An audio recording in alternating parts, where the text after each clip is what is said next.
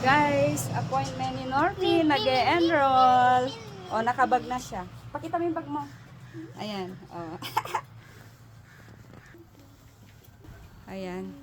Naulan, may ambon. Actually, ulan yan kagabi pa. Ayan.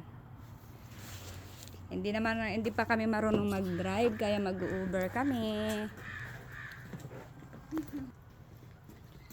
Waiting sa aming Uber. Bin! Basta yan, ayan. Hintayin natin yung Uber. Ayan. Ready ka na ba for school, Bin? Yes!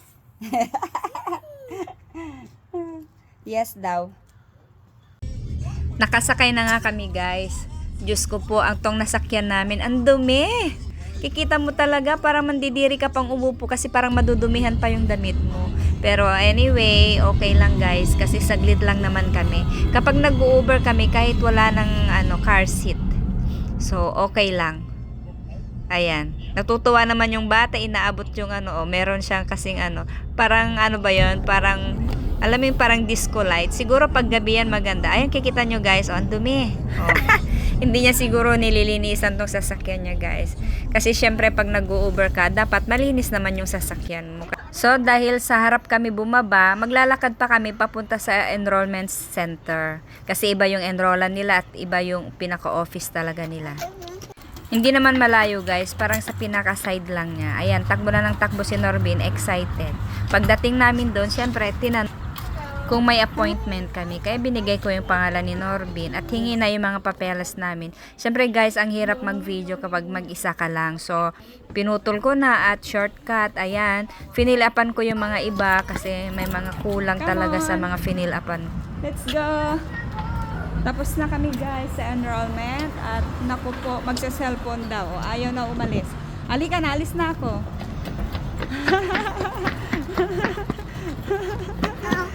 Magpapabook pa kami ng Uber guys kasi wala si Daddy, nakasama namin, kami lang dalawa ni Norbin. Oh, later Bin, we will call for the ride. Oh, Diyos ko po, kailan kaya masasanay na walang cellphone tong anak ko. Sana sana mag-enjoy siya pag nasa school na siya kasi magpe-play sila, magdo-drawing, ganon. Okay. Okay guys, naghihintay kami ng sasakyan. Mag-u-Uber kami, magpapabook pa kami. Habang naghihintay kami ng sasakyan.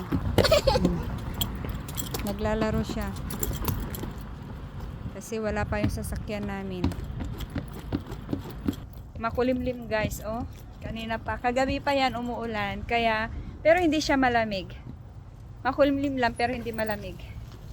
So mga 12 minutes ang hinintay namin bago dumating ang aming Uber. Ito na nga, sakto namang may stoplight. So tinimplaan ko siya ng dede guys, hindi niya makalimutan. Kaya nagdedede siya habang nasa sasakyan kami. In fairness, itong nasakyan namin pauwi talagang malinis na siya at saka mabango. Dapat ganito lahat guys, yung mga pag nag-Uber kayo, dapat naman linisan nyo yung sasakyan nyo para naman. Na kami guys. Dito na kami sa likod dumaan kasi nakalock sa front door. Dito kami. Ay, kita mo na. Iniwan na lang yung milk niya dito.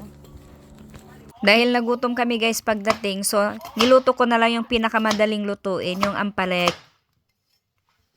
Magluluto ako ng ampalaya guys. Pang madali ang ulam kasi late na. It's almost 3 PM dito. So, ito pa lang yung lunch namin.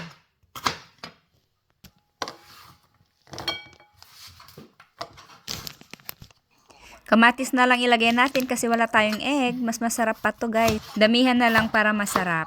Ayan. Tapos meron tayong laso na, sibuyas. Syempre dadamihan natin at saka bawang. Tapos ayun, may tira kaming spam kaya isasahog ko na lang siya guys. Ganun lang masarap. Parang pinakakarne na niya.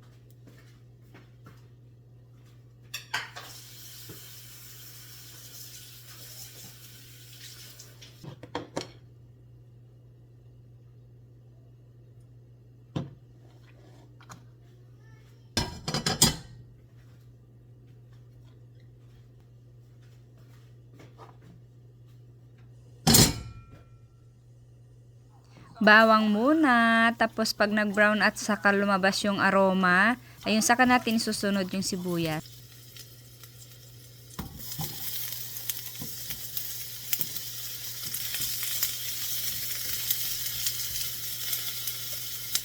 Sunod ang ating spam. Ayan guys, mga tira-tirang spam.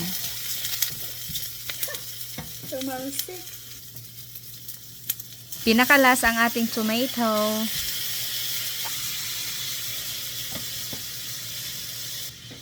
Takpan muna natin para maluto yung kamatis guys. Natin na garlic powder or garlic pepper. Marami kaming condiments guys. Oh.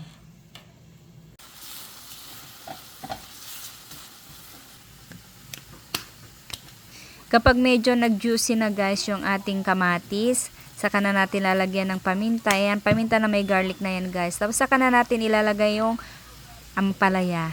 Grabe guys, napakasarap nito.